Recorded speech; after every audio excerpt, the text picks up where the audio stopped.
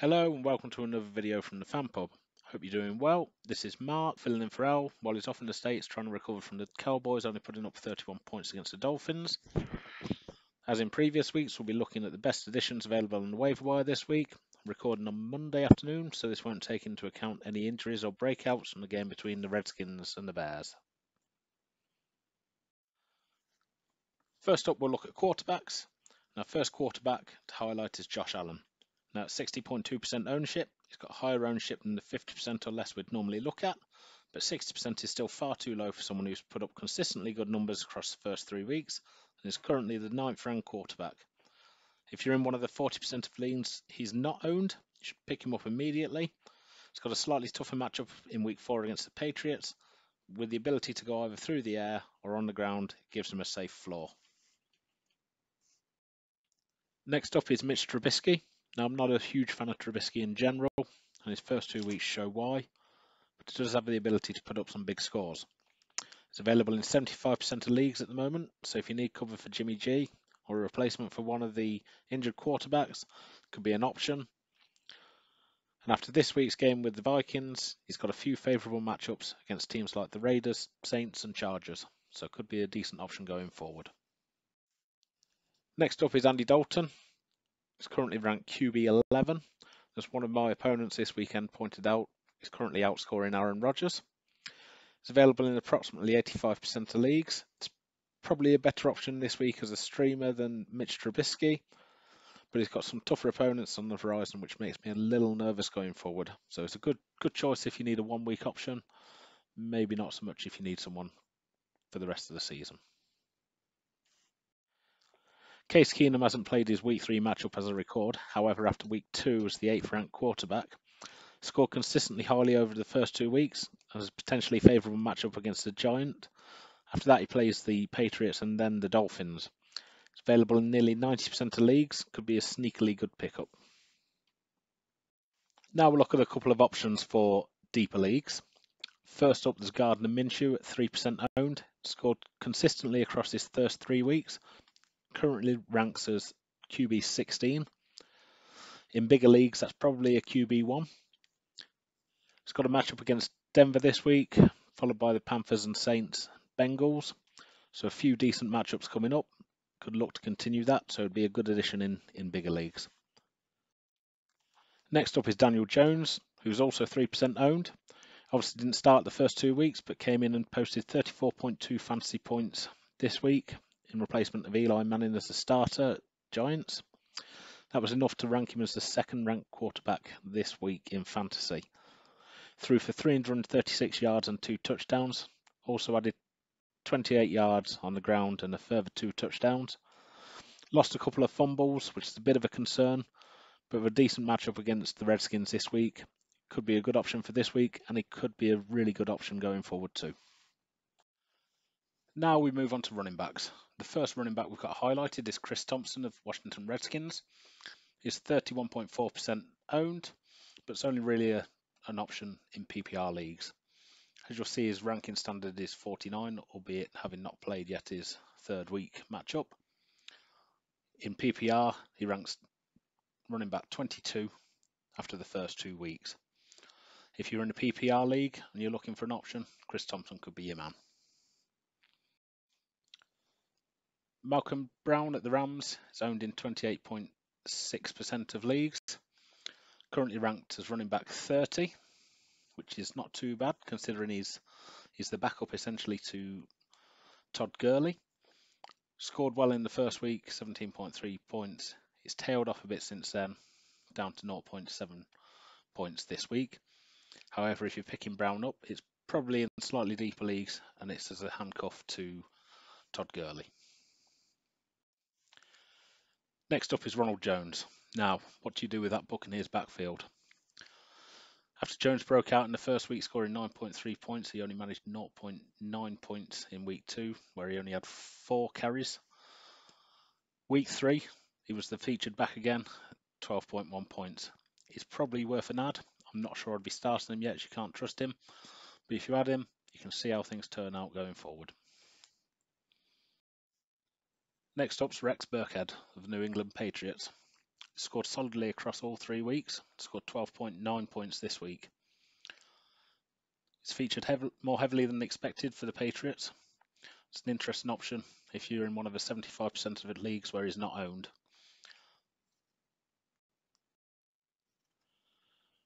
Justin Jackson of the Chargers. He only really acts as a backup to Austin Eckler, although he does have some standalone value as his first couple of weeks show. It's available in close to 85% of leagues.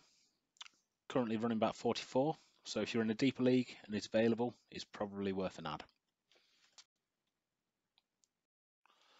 Now we move on to Alexander Mattison, who's owned in less than 3% of leagues.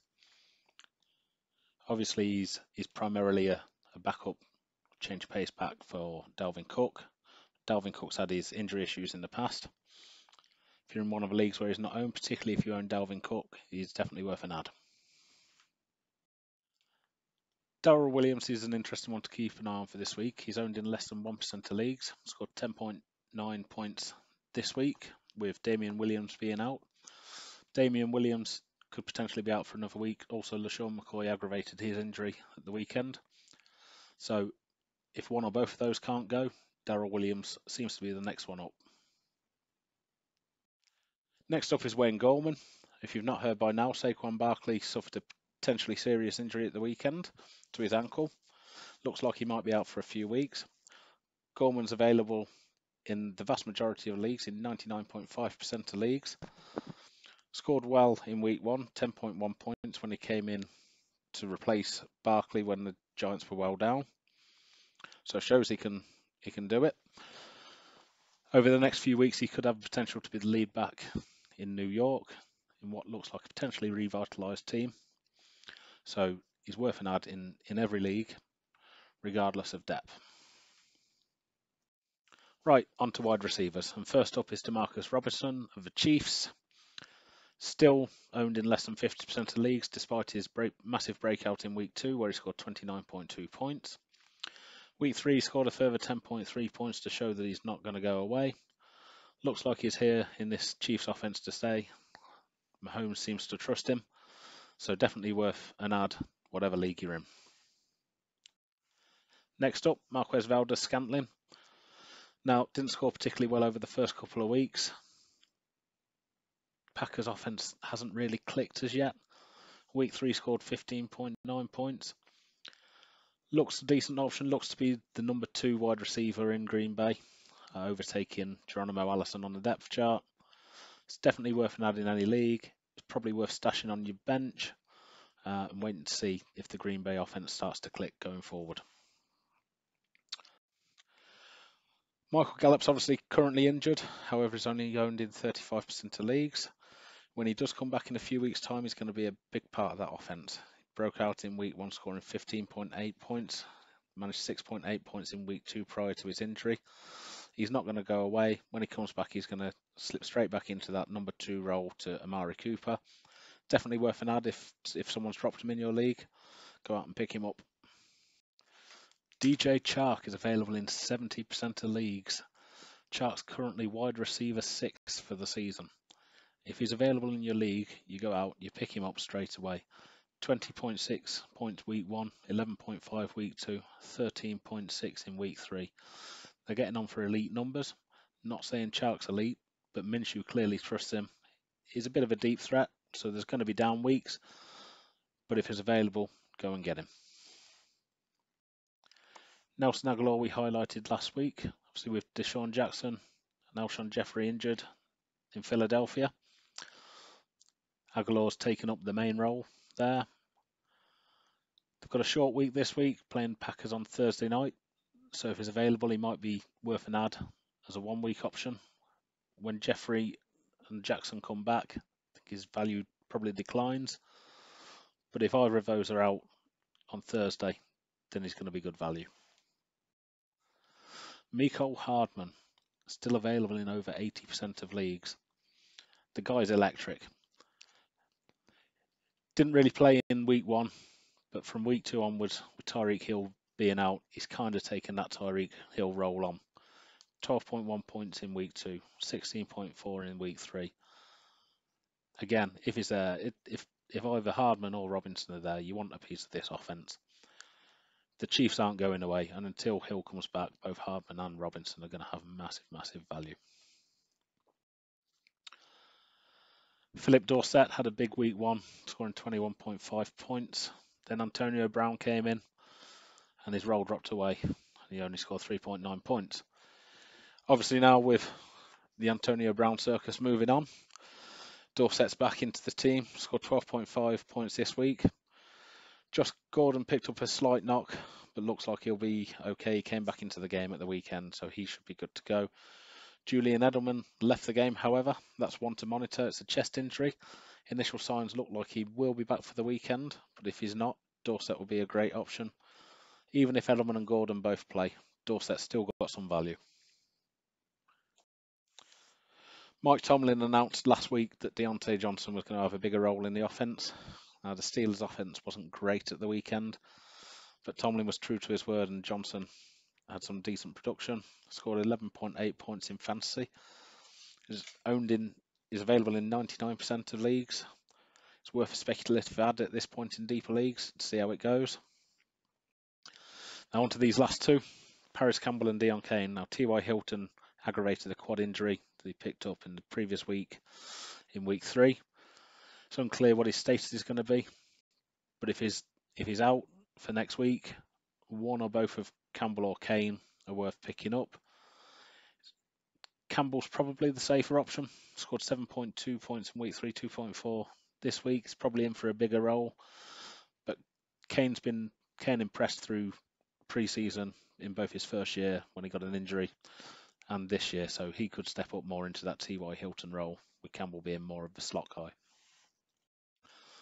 Moving on to tight ends now, and the value on the waivers for tight ends seems to have dropped out a bit, but there are a couple of good ones out there still. First off is Jason Witten, still available in over 50% of leagues. Scored fairly consistently as tight ends go across the first 3 weeks. Total of 21.4 points, currently ranked as tight end number 10. He's worth an add if he's available in your league. It's probably the safest of all the options we're going to go through today for tight ends. It's not going to be anything amazing. You've obviously still got Blake Jarwin there that takes some of the targets as well. But Jason Witten, definitely worth an add if he's available, if you need a tight end for this week. Jimmy Graham, now, as we mentioned earlier, the Green Bay offense hasn't really clicked. Graham had a decent week 1. He's been carrying a bit of a knock through the last couple of weeks. Only scored 9 points for the season. It's ranked as tight end 26. If you're desperate for a tight end, you know, he's still got that upside, Jimmy Graham. He's not quite the guy he used to be, but he's still worth an add if you need a tight end in a squeeze with some of the injuries we've seen the last week or so. With the bye week this week, with the 49ers being off, Kittle being out particularly, then Graham might be worth an add even if it's just a 1 week option. Maybe a slightly better option is Will Disley, Seattle Seahawks. Got the Cardinals this weekend.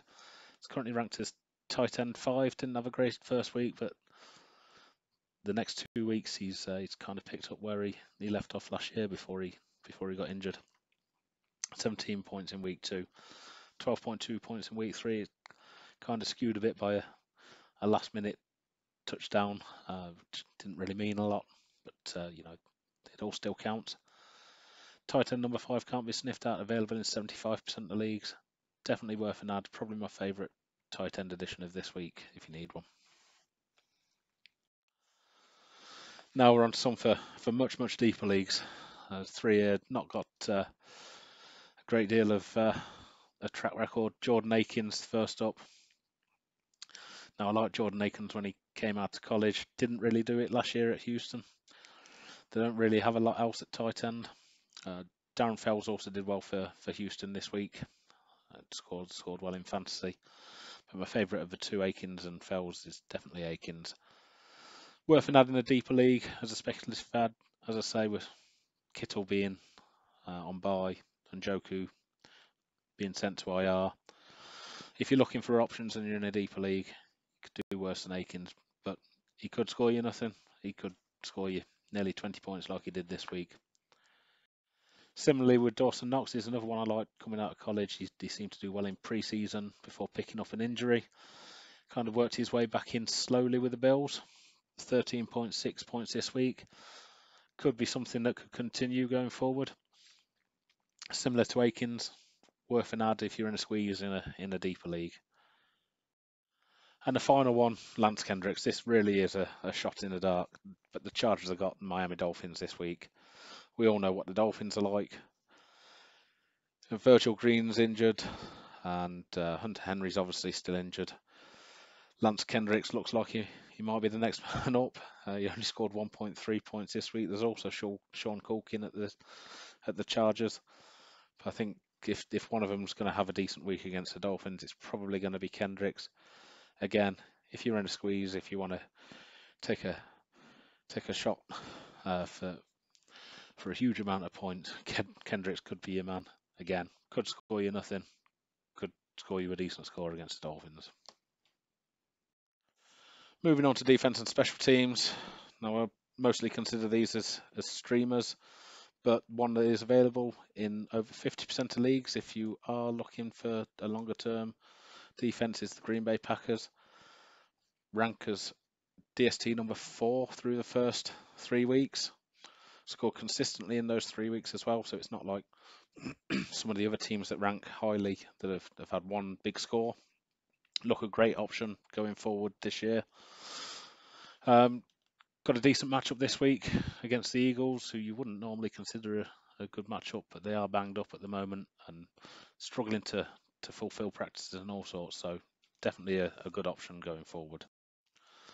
There's not a great deal I like out there at DST this week, but the Seattle Seahawks are a relatively good option at just 30% ownership if you're looking for one for this week. Scored well in week 1, couple of off weeks in between as DSTs do. However, they've got a match up against the Arizona Cardinals this week, who aren't a bad team, got a decent offense, but Kyler Murray's shown this week that he's capable of throwing a couple of interceptions if he's under pressure. So worth an add if you need a DST for this week. Looking at deeper leagues, there's not really a lot out there, like I say.